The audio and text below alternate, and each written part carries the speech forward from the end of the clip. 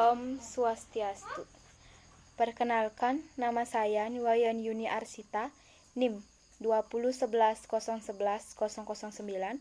Di sini saya akan memaparkan materi untuk persiapan UTS, yaitu yang pertama, prinsip bimbingan konseling, yang kedua, tujuan bimbingan konseling, yang ketiga, fungsi bimbingan konseling, yang keempat, asas-asas bimbingan konseling. Di sini saya akan memaparkan materi yang pertama, itu prinsip-prinsip bimbingan konseling. Prinsip-prinsip bimbingan konseling yang pertama itu, bimbingan harus berfokus atau bertitik tolak pada individu. Yang kedua, bimbingan harus ke satu individu karena individu memiliki karakteristik yang berbeda-beda. Selanjutnya ada tujuan bimbingan konseling. Tujuan adalah pernyataan yang menggambarkan hasil yang diharapkan atau suatu yang ingin dicapai melalui kegiatan yang sudah diprogramkan. Tujuan bimbingan konseling adalah pernyataan yang menggambarkan kualitas individu atau pribadi siswa yang diharapkan berkembang atau kompetensi siswa melalui berbagai kegiatan yang sudah diprogramkan.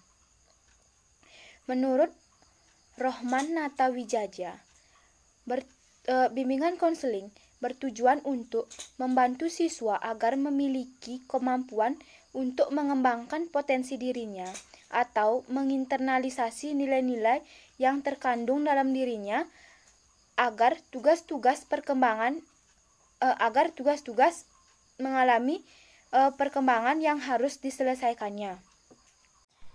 Selanjutnya, fungsi-fungsi bimbingan konseling. Fungsi-fungsi bimbingan konseling menurut Dewa Ketut Soekardi dibagi menjadi 4, yaitu fungsi pemahaman, fungsi pencegahan, fungsi pengetasan, dan fungsi pemeliharaan. Fungsi pemahaman yaitu fungsi bimbingan konseling yang akan menghasilkan pemahaman tentang suatu oleh pihak-pihak tertentu sesuai dengan kepentingan pengembangan peserta didik. Pemahamannya seperti pengembangan diri peserta didik itu sendiri dan pemahaman lingkungan peserta didik. Yang kedua, fungsi pencegahan. Fungsi pencegahan dalam bimbingan konseling akan menghasilkan tercegahnya atau terhindarnya peserta didik dari berbagai permasalahan yang timbul yang menghambat proses perkembangan peserta didik itu sendiri. Selanjutnya, fungsi pengetasan. Fungsi pengetasan bimbingan konseling akan menghasilkan teratasinya berbagai masalah peserta didik itu sendiri.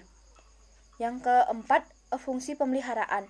Fungsi pemeliharaan dalam bimbingan konseling akan menghasilkan terpelihara atau berkembangnya berbagai potensi positif yang dimiliki oleh peserta didik itu sendiri. Menurut Rohman Natawijaja, fungsi bimbingan konseling dibagi menjadi 7, yaitu fungsi pemahaman, fungsi pengembangan, fungsi pencegahan, fungsi penyesuaian, fungsi adaptasi, fungsi penyaluran, dan fungsi penyembuhan.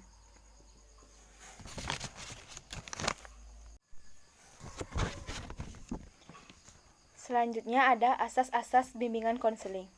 Asas-asas bimbingan konseling dibagi menjadi 12. Yang pertama yaitu asas kerahasiaan. Asas kerahasiaan yaitu asas yang menuntut kerahasiaan dari seluruh data dan keterangan siswa yang menjadi sasaran layanan. Yang kedua yaitu asas kesukarelaan. Asas kesukarelaan menghendaki adanya kesukaan dan kerelaan siswa mengikuti atau menjalani layanan atau kegiatan yang diperuntukkan baginya.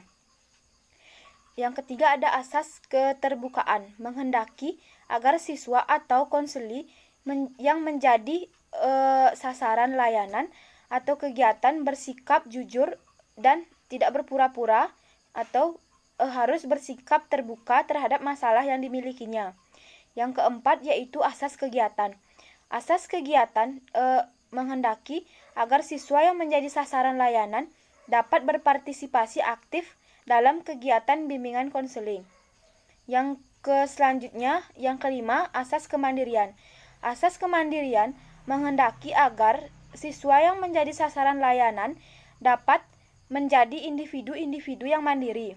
Selanjutnya, yang keenam, asas kekinian. Menghendaki agar siswa yang menjadi sasaran layanan bimbingan konseling dalam permasalahannya yang dihadapi siswa tersebut harus mengikuti kondisi sekarang ini. Yang selanjutnya, yang ketujuh, asas kedinamisan. Asas kedinamisan menghendaki agar siswa bergerak maju dan tidak monoton dalam menghadapi masalah yang dihadapinya. Yang selanjutnya, kedelapan, asas kenormatifan. Asas kenormatifan menghendaki agar siswa yang menjadi sasaran melaksanakan kegiatan dengan norma-norma yang ada. Selanjutnya, asas keahlian. Asas keahlian menghendaki agar layanan dan kegiatan BK diselenggarakan dengan kaidah-kaidah yang sudah diprogramkan. Selanjutnya, asas keterpaduan. Asas keterpaduan menghendaki agar berbagai kegiatan dalam layanan bimbingan konseling siswa melaksanakan dengan harmonis dan terpadu. Yang selanjutnya, asas alih tangan kasus.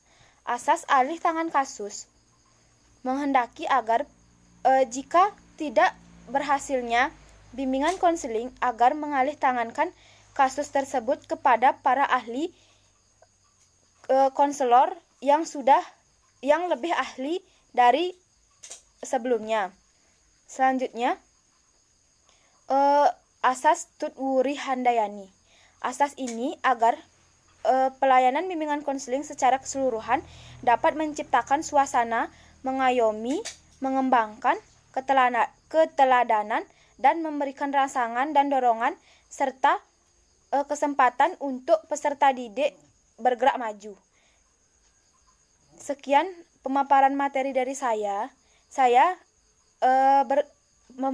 Pemaparan materi ini saya ambil dari bahan buku ajar yang sudah disiapkan, dan saya cari prinsip-prinsip bimbingan konseling di internet.